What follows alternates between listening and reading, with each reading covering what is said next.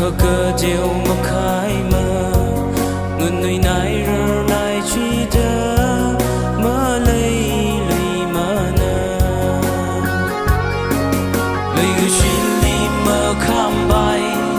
khờ ngơ chán lấy phở lung ngơ khi bà nơ mơ xa khai bay khờ nơ uy yêu bằng lý lấy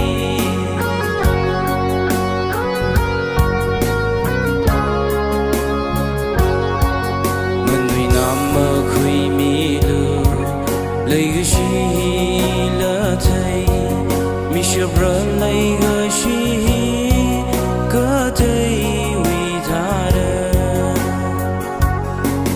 lấy cái gì đi mơ khám bay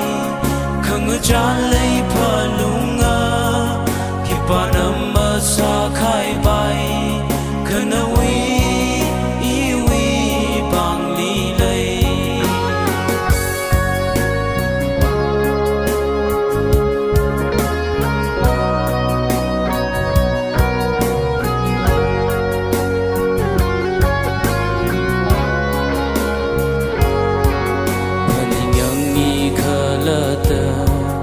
nâu vang nghi chờ brother lấy cái xin li ngờ nuôi này rơ này đờ mơ lấy cái xin li mơ khám bay không ngờ chán lấy phở lung ngơ khi bà nằm mơ xa khai bay khờ nâu